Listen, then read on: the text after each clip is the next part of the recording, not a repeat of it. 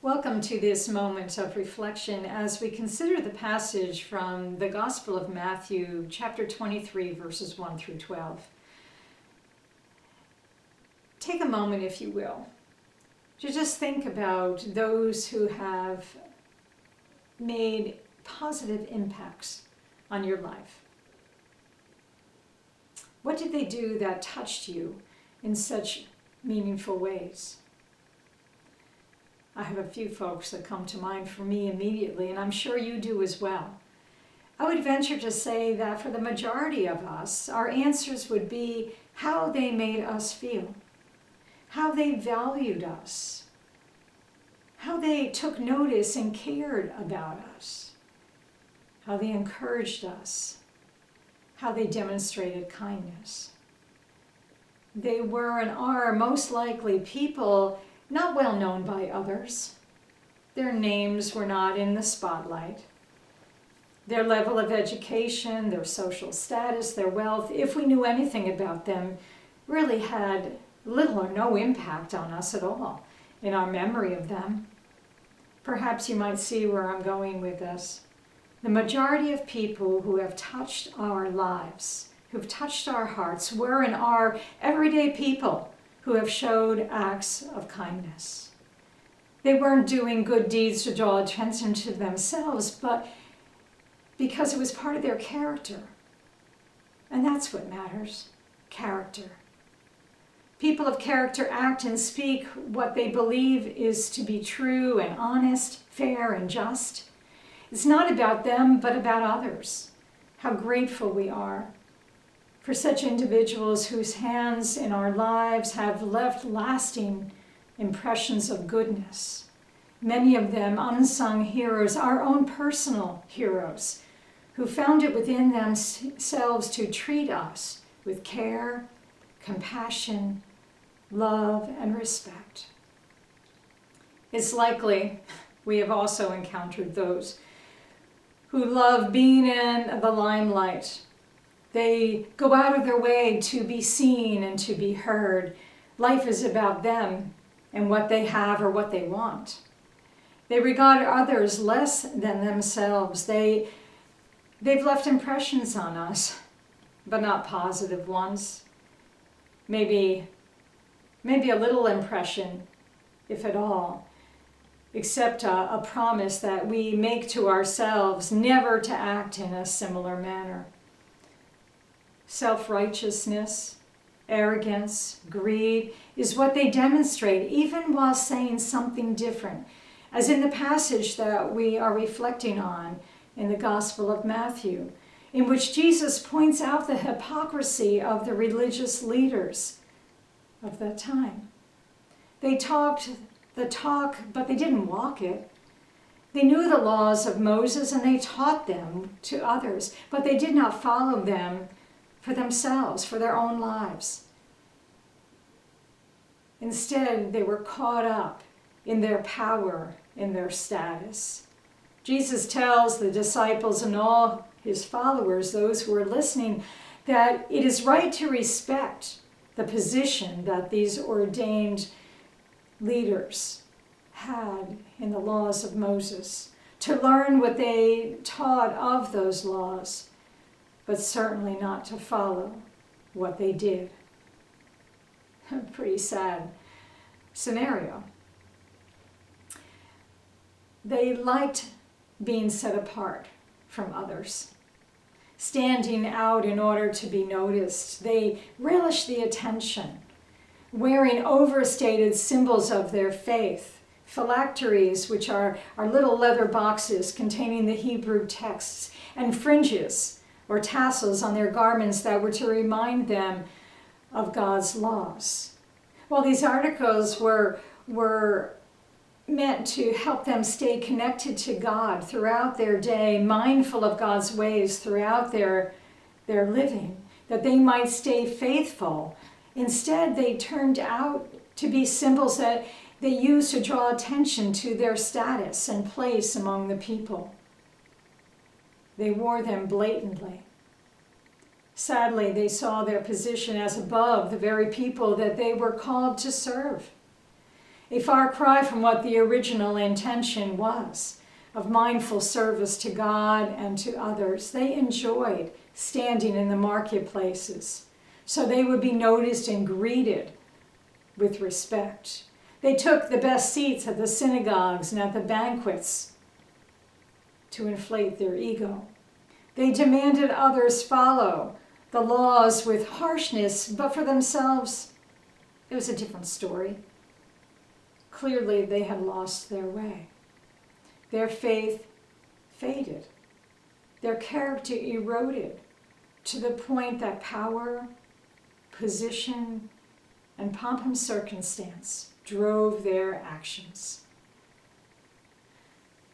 The longer I live, the more I have observed an odd propensity in our human nature toward a sense of competitiveness that leads us down a path of wanting to stand out, be seen as better than or smarter than or wealthier than or having more of whatever than someone else.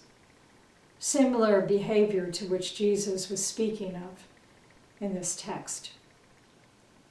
Perhaps there is a carryover within our DNA from a time in human history when survival of the fittest drove one's actions, but that attitude cannot be further from the truth today.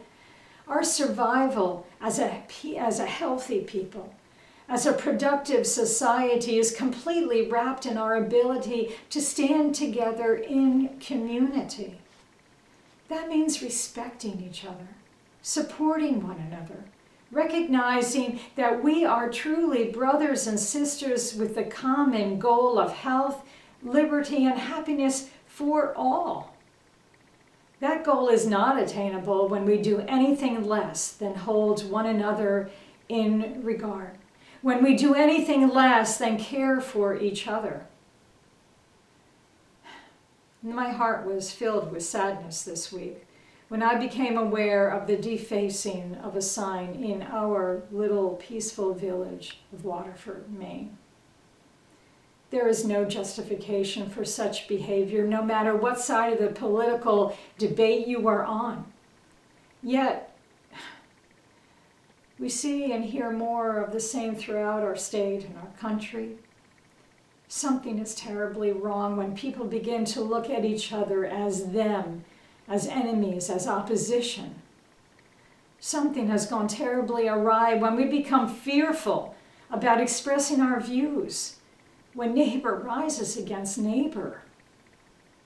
This is not who we are. This is not who we are supposed to be. The text this week could not be more appropriate for where we find ourselves today in our country, in our beautiful state of Maine, in our villages like Waterford, or wherever you are watching this. We are better than that. Nothing ever truly succeeds without unity, respect, harmony, love. Everything else burns out quickly, but the cause for the common good endures. Who we are matters. What we do makes a difference. How we treat one another shows our true character. By what measurement are we and will we be known?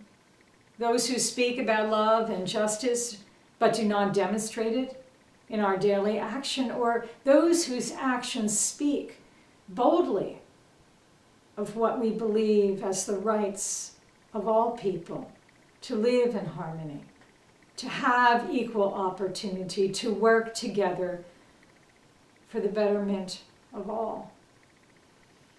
This goes beyond the election that is fast approaching, because there has been an erosion of character in places within our society that threaten to reshape who we are.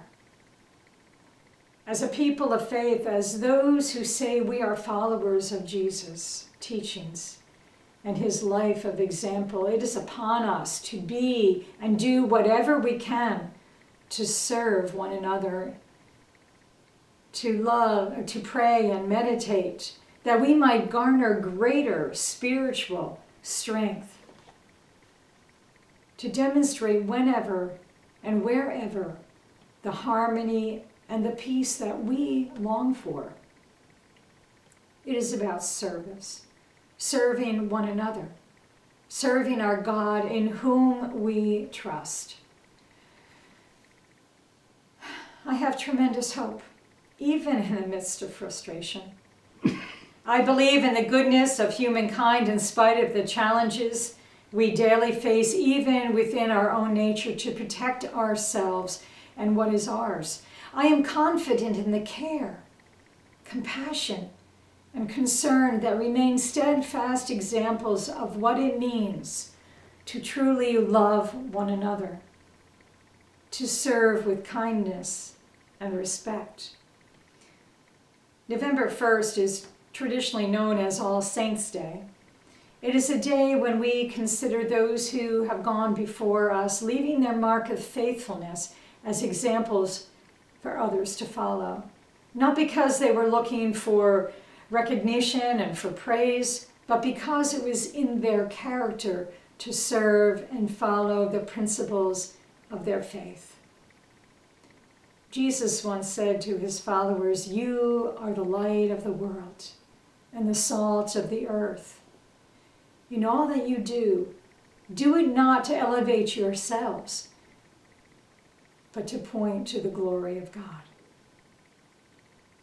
So may we be and serve today, tomorrow, and throughout our lives, for the sake of one another, for the sake of our world, for our planet, and for all that we hold dear.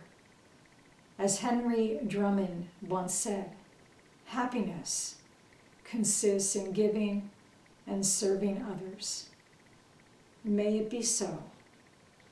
Amen.